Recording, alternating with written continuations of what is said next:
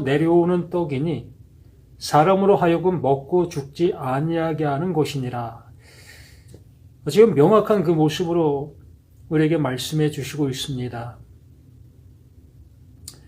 그러므로 예수님께서 누구이신지, 왜 오셨는지를 알게 되어지게 되면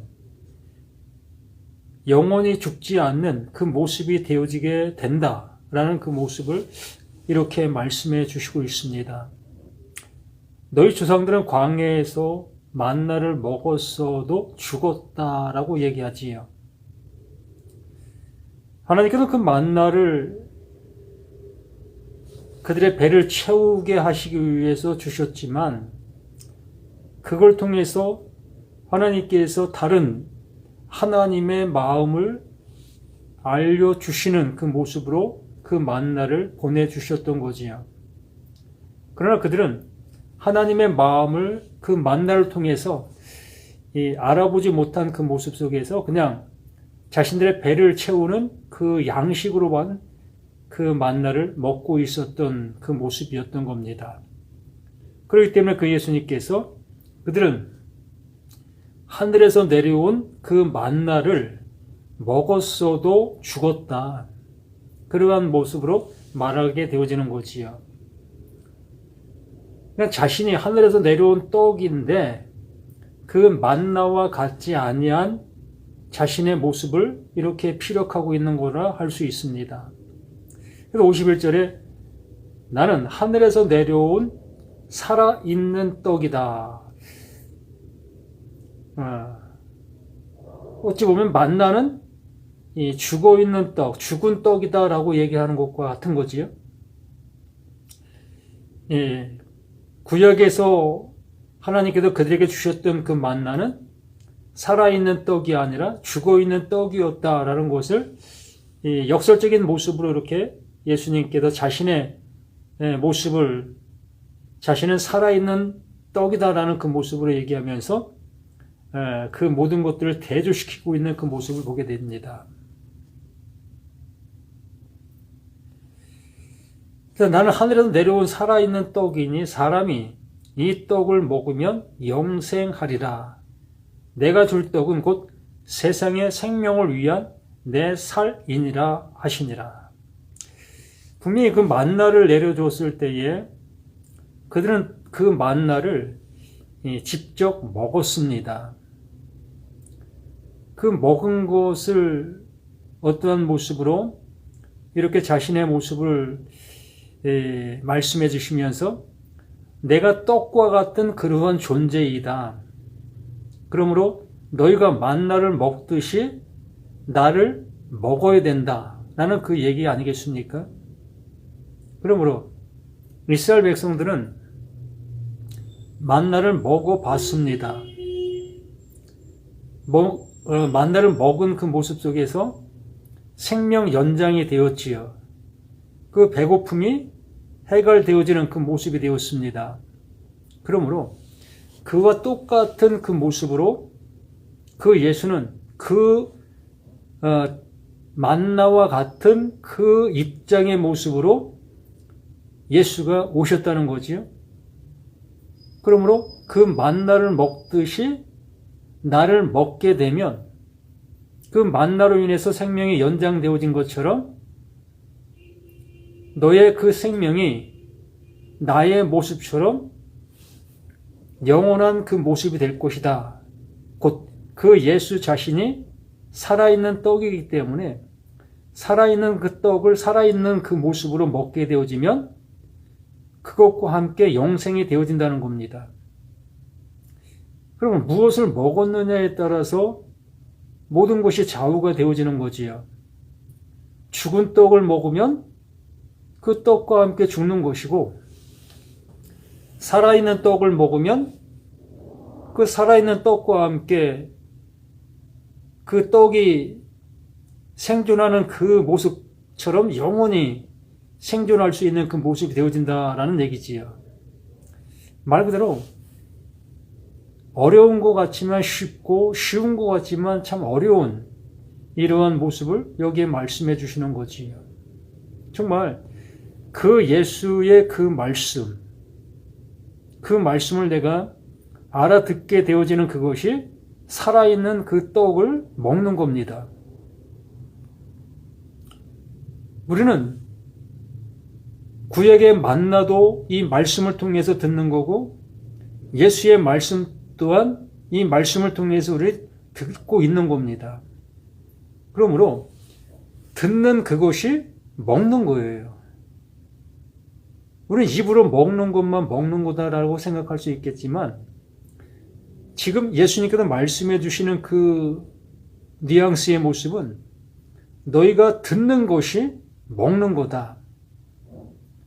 근데 그 듣는 것을 어떻게 듣느냐에 따라 그 듣는 것이 너를 살릴 수 있고 그 듣는 것이 너를 죽일 수 있다라는 그 결론을 이렇게 말씀해 주시는 겁니다. 그래서 요한계시록에 수없이 말씀해 주시는 것들 속에서 듣는 자는 살아나리라, 들을 귀 있는 자는 들을지니라 라고 말씀해 주셨던 겁니다. 들을 귀라는 그 모습은 그 말씀이 무엇을 말하고 있는지를 알아듣는 그 상태를 들을 귀가 있는 거다라고 말씀하고 있는 겁니다. 귀가 정상인 사람들은 소리를 듣게 되어지고 또한 소리를 분별할 수 있게 되어집니다. 그 분별된 그 모습에 따라 나 자신이 행동을 하게 되어지게 되는 겁니다. 그러므로 썩은 그 모습의 말씀으로 내가 듣고 있다면 나는 그 말씀의 모습에 따라 행동하게 되어지지요. 그러므로 영생할 것을 향한 행동이 아니라 썩을 그 죽을 것을 향한 행동을 할 수밖에 없는 거예요. 그래서 그 예수 자신이 살아있는 떡이니 사람이 이 떡을 먹으면 영생하는 거예요. 그 말씀을, 그 예수의 말씀을 알아듣게 되어지면 그 알아듣게 되어진 그것이 영생인 겁니다. 뭐 다른 것을 얘기하고 있는 것이 아니라 똑같이 내가 지금 현재 이 말씀을 듣고 있고 말씀을 보고 있는 이 말씀 안에서 이 말씀에서 죽은 떡을 먹는 사람이 있는가 하면 살아있는 떡을 먹는 사람이 있는 거예요. 우리 모두에게 그 하나님께서는 살아있는 떡을 먹게 하시기 위하여 계속해서 이렇게 열심을 다하여 우리를 향해 설득하고 있는 겁니다. 아버지의 마음을 우리 안에 넣어 주시려고 무던히 애쓰고 있는 그 모습과 같은 겁니다.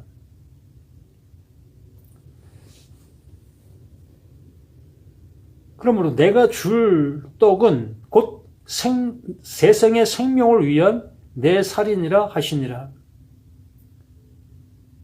이 세상에 있는 모든 사람들에게는 그 생명이 필요하다는 겁니다. 그 생명이 없다는 거지요. 지금 현재. 그 예수의 말씀을 못 알아듣고 있는 모든 사람들에게는 하나님의 생명이 없다는 거예요.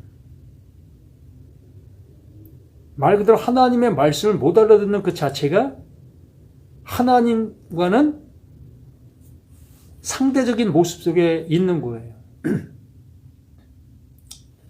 말 그대로 구약시대 속에서 하늘에서 내린 만나를 먹은 그들과 똑같은 그 상태적인 모습 속에서 있는 거라는 거지요. 그러므로 결국에는 멸망을 받게 되어진다. 영생을 할 수가 없는 그 모습이다라고 말씀해 주시는 거지요. 그래서 52절에 그러므로 유대인들이 서로 다투어 이르되 이 사람이 어찌 능히 자기 살을 우리에게 주어 먹게 하겠느냐. 자신들은 어떤 말씀을 그냥 보이는 대로 자신의 귀에 들리는 대로 생각하고 말을 할 수밖에 없지요. 그 예수가 말하는 그 모습을 도저히 이해가 안 되는 거지. 어찌 자신의 생명의 떡이라고 얘기해? 그럼 떡이라는 것은 먹는 것인데 그 예수가 우리가 먹어야 되는 그 존재란 말이야. 더군다나 그 살을 먹으라고 얘기하니까 뭐 구워서 먹을 거요, 삶아서 먹을 거요, 뭐 우리 보고 어떻게 하라는 거야? 라는 그 모습으로 이 말씀 앞에 우왕좌왕할 수밖에 없지요. 우리들은 뭐 이 말씀을 잘 이해하고 잘 알아듣고 있는가요? 우리 또한 똑같은 그 모습으로 그냥 예수님의 말씀이니까 그 말씀을 믿는 그 믿음의 모습으로 나아가고 있는 우리 자신들의 모습이겠지요. 예수님의 생명의 떡이라고 하니까 예수님의 생명의 떡이래? 그럼 예수님을 믿으면 되는 거네? 이 모습으로 얘기할 수밖에 없지요. 말 그대로 예수님께서 지금 말씀하시고 있는 그 속뜻, 그 말씀 안에서 말하고자 하는 그 내용을 우리는 못 알아듣는 모습 속에서 그냥 우리 또한 유대인들과 똑같은 모습으로 예수 앞에 이렇게 나오고 있는 겁니다. 그래서 53절에 예수께서 이르시되 내가 진실로 진실로 너에게 이르노니 인자의 살을 먹지 아니하고 인자의 피를 마시지 아니하면 너희 속에 생명이 없느니라. 참 이거 어떻게 우리가 알아들을 수 있는 이 모습이겠습니까? 분명히 예수 자신이 우리를 향해서 명확하게 이렇게 말하는 겁니다. 진실로 진실로 그렇다 그렇다 아멘 아멘 꼭 해야 된다. 이렇게 해야 되는 거다. 진리잖아요. 이렇게 하지 않으면 안 되는 그 일을 지금 이렇게 하라고 말씀해 주시는 거잖아요. 그럼 우리는 이렇게 해야 되는 겁니다. 그럼 뭐 어떻게 해야 됩니까? 그 예수께서 그렇다 그렇다 너 이렇게 해. 이게 답이야. 이렇게 안 하면 하나님의 은혜 잊지 못해. 하나님이 주시는 그 생명 얻을 수 없어. 라는 그 모습으로 단호하게 말씀해 주시는 것이 너에게 이르노니 인자의 살을 먹지 아니하고 인자의 피를 마시지 아니하면 너희 속에 생명이 없느니라.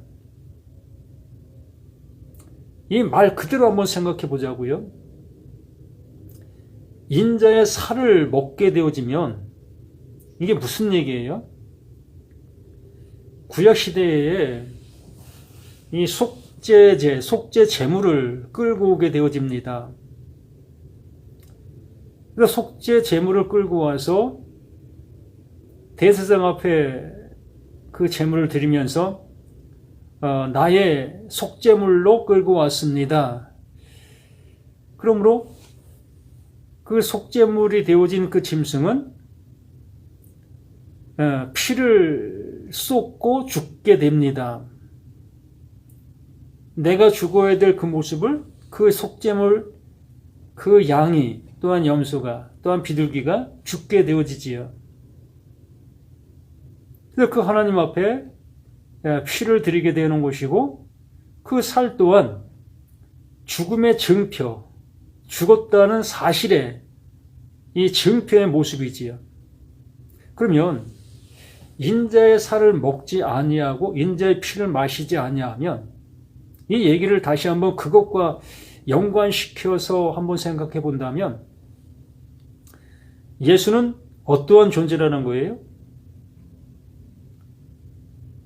우리가 끌고 왔던 양, 염소, 속죄물이었다는 거지요. 그러므로 이 속죄물 되는 그 예수를 잡아야 한다는 거예요. 이걸 어떻게 받아들일 수가 있겠습니까? 그 예수를 죽여야 한다는 거예요.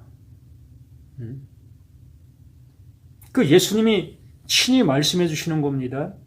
진실로 진실로 너에게 이르노니 인자의 살을 먹지 아니하면 안 된다. 인자의 살을 먹어야 된다. 나를 죽여야 된다. 나를 속죄물로 잡아야 된다. 그 얘기를 지금 하고 있는 거예요. 속죄물은 안 죽을 수가 없는 겁니다. 속죄물이 왜 죽는 거예요?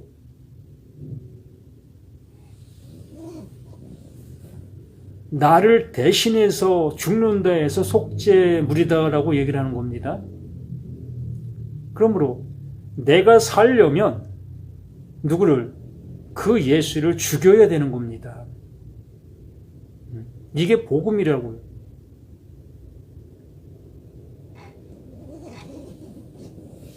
우리는 이것을 받아들일 수도 없고 감히 생각할 수도 없는 그러한 모습이겠지만 그 예수 자신이 친히 이것을 우리에게 말씀해 주시는 거예요. 나 잡아. 나 죽여. 나를 잡아야 너희가 살 수 있어. 라는 겁니다. 그러면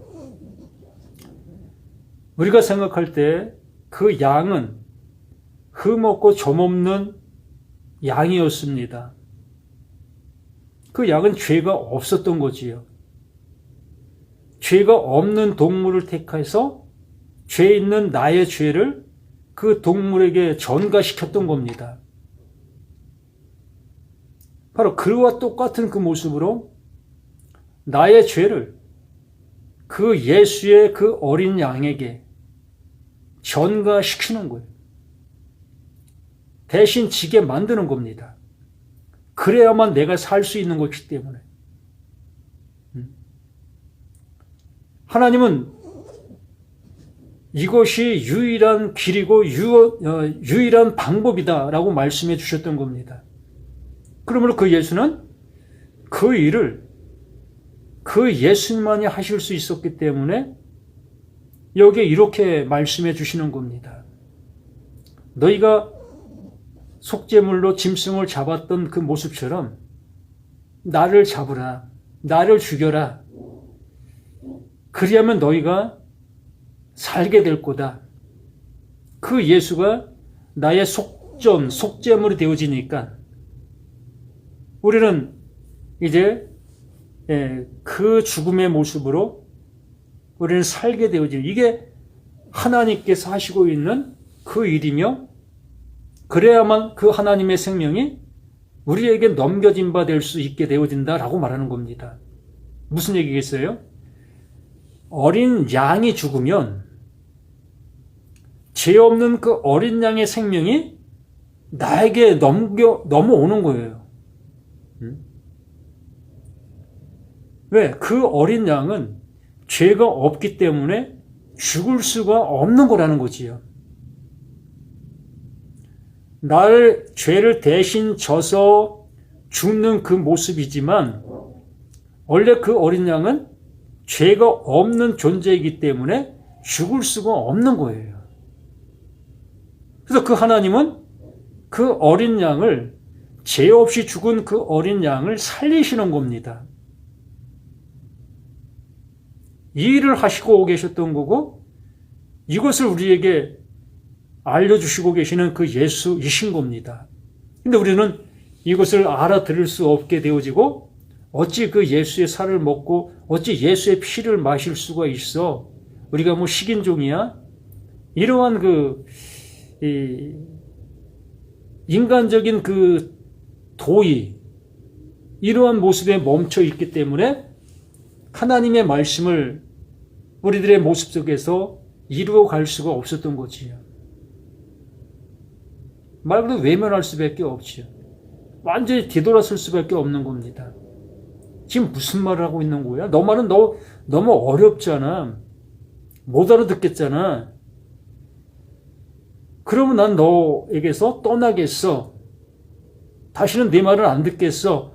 라는 그 모습으로 예수를 등질 수밖에 없는 거예요. 자기가 좋아하는 쪽으로 가게 되는 거지요. 계속 그 짐승을 잡는 그 일, 그 하나님을 향해서 내가 할 수 있다라는 그 관점 속에서 내가 할 수 있는 그 방법을 찾아 가게 되어지는 거지요. 그러나 그 방법은 하나님께서 용납하실 수 없다. 오직 내가 보낸 자 그 예수만이 그 일을 이루게 되어지고 그 예수가 이루는 그것을 내가 기뻐하는 거다라고 말씀해 주셨으니까. 예수님은 살려오신 것이 아니라 죽으시기 위해서 오신 거예요. 우리에게 이것을 알려주시려고 오신 겁니다. 우리에게 죽기 위해서 오신 거예요. 우리의 속죄물로 오신 거예요. 그래서 사도 요한이 그 어린 예수가 태어나게 되어졌을 때에 세상 죄를 지고 가는 하나님의 어린 양을 보라라는 그러한 말씀으로 해주고 있었잖아요. 세상 죄를 지고 가는 하나님의 그 어린 양. 하나님은 그 일을 위하여 그 예수를 그 어린 양으로 보내신 겁니다. 어떤 양? 구약의 그 속전, 그 양. 그 양으로 그 예수를 보내셔서 너희들 이 양으로 이제 영원한 속죄를 받으라라고 말씀해 주시는 겁니다. 그러면 그 예수를 끌고 와야 되는 거예요. 그래서 예수님은 마지막에 이렇게 우리들을 향해서 내 살을 먹고 내 피를 마셔라라고 말씀해 주시는 겁니다. 근데 여기에 살과 피는 우리가 늘상 얘기하는 것처럼 말씀이다라고 우리는 비껴가려고 합니다. 맞아요. 말씀 맞습니다. 예수님이 말씀이 육신이 되어 우리 가운데 오신 그 존재이기 때문에 예수님의 살도 말씀이고 예수의 피도 말씀이지요. 그 말씀으로 인해서 그것을 못 알아듣고 있기 때문에 알아듣는다면 그 예수가 죽을 이유도 없어요. 우리가 못 알아듣기 때문에 그 예수 그 자신이 와서 내 살을 먹고 내 피를 마셔라 라고 이렇게까지 말씀해 주시는 겁니다. 그러므로 이걸 하지 않냐면 너희 속에 생명이 없느니라. 그렇다. 맞다. 아멘. 그 예수가 나의 속전이 되어지지 않냐면 그 예수 안에 있는 그 죄 없는 그 생명은 내게 넘겨줄 수가 없는 거예요. 너희 속에 생명이 없는, 그렇게 해야만 하나님께서 그 예수에게 주신 그 생명이 그렇게 한 그들에게 생명으로 넘겨지는 그 은혜를 받게 되는 겁니다. 그래서 54절에 내 살을 먹고 내 피를 마시는 자는 영생을 가졌고 이렇게 되어지는 거예요. 정말로 나의 죄를 알게 되어졌을 때에 예수가 나의 속전으로 오신 거네. 내가 하나님 앞에 드려야 될 그 제물로 오신 분이네. 그걸 알게 되어지니까 정말 도저히 할 수 없는 그 모습이지만 그 예수를 죽일 수밖에 없는 거예요. 가인과 아벨의 모습에서도 그 모습이 그대로 나타나고 있었던 겁니다. 아무리 우리가 형제지간에 기분 나쁜 일이 있다 할지라도 형제를 향해서 돌로 쳐 죽이는 그런 형제가 얼마나 있겠습니까? 더군다나 아담과 하와의 첫째 아들, 둘째 아들의 모습이 그러한 모습으로 나타난다는 게 상상이나 갑니까? 도저히 상상도 할 수 없는 그러한 일들이 거기에서 일어난 건데 우리는 일어난 그것만 생각하지 거기에서 말씀하시고 계시는 그 하나님의 마음은 못 알아듣고 있었다는 겁니다. 그것이 곧 여기에 말씀해 주신 내 피를 마셔, 내 살을 먹어 라고 하는 그 내용이 그 안에 담겨 있었던 거지요. 그러나 가인은 그 사랑을 알아보질 못했습니다. 그것을 누구를 얘기하는 겁니까? 바로 우리 자신들의 모습을 얘기를 하는 거예요. 우리가 그 예수님이 이러한 모습으로 오셨는데도 불구하고 그 예수를 우리는 믿음의 대상과 섬김의 대상의 모습으로 축혀 세워놓고 그를 추앙하는 그 모습으로 나아가고 있지 않습니까? 하나님은 나를 위한 제물로 그 예수를 보내셨고 우리를 위한 제물로 그 예수를 보내셨는데도 불구하고 우리는 그 예수를 믿음의 대상, 어떠한 그 추앙의 대상의 모습으로 섬기려고 하는 그 모습으로만 그 예수를 보고 있다는 겁니다.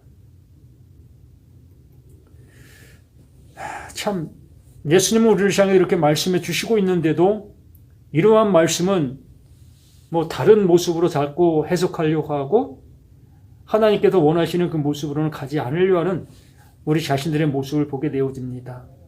그렇잖아요. 만인의 믿음의 대상이고 또한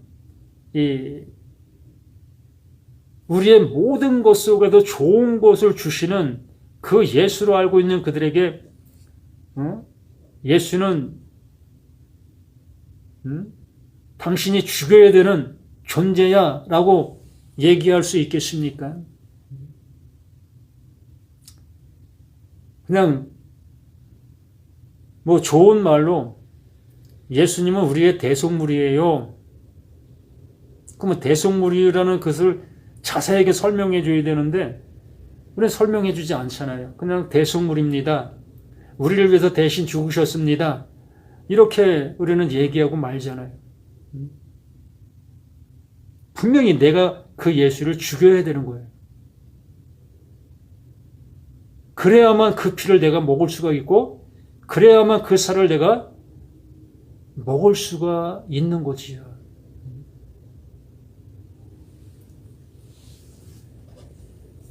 구약시대에도 그 양을 잡았던 그 모습이 내 죄를 위한 것이었던 거예요. 나의 죄, 나의 것으로 인해서 그 짐승이 죽었던 겁니다. 그러므로 그 예수 또한 누구를 위해서 죽으신 것이 아니라 바로 나를 위해서 오신 분이고 나의 속죄물로 나를 대신해서 죽어야 될 그 존재로 그 예수가 오신 거예요. 그리고 여기 내 살을 먹고 내 피를 마시는 자는 내 안에 거하고 나도 그의 안에 거하나니 이렇게 되어져야만 내 안에 거하고 나도 그의 안에 거하나니의 모습이 이루어지게 되어진다라고 말하는 겁니다. 그래 이것을 못 알아듣고 모두가 다 등지고 갔던 그 모습들 아니었습니까? 우리 자신들에게도 그 예수가 나의 속죄물, 내가 분명히 그 예수를 죽인 자가 되어져야만, 그렇게 되어져야만 내가 그 예수 아내가 되어지는 거고 예수가 또한 내 아내가 되어지는 겁니다. 그 생명이 넘겨질 수 있는 그 모습이 되어질 수 있다라는 얘기예요. 그러면서 57절에 살아계신 아버지께서 나를 보내심에 그 하나님께서 그 예수를 보내셨습니다. 내가 아버지로 말미암아 사는 것 같이 그 예수가 하나님께서 보내신 그 일로 인해서 말로 인해서 그 하나님의 보내신 그 말로 인해서 그 예수가 지금 사는 겁니다. 잘 생각해 봐요. 하나님께서 빛이 있으라 하심에 빛이 있었고가 되었습니다. 하나님께서 말씀하신 그 말씀이 일을 하게 되어진 그 모습이 나타난 빛의 모습이지요.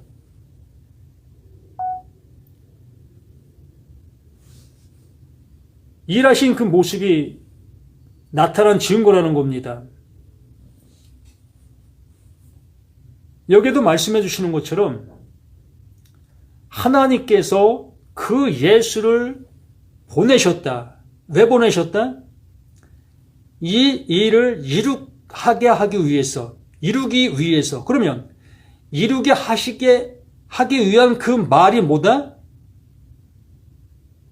그게 하나님의 생명이고 그것이 하나님의 말이라는 겁니다. 그게 하나님의 이름이라는 거지요. 그러므로 살아계신 아버지께서 나를 보내심에, 그러므로 아버지가 그 예수 안에 지금 존재하고 있는 거지요.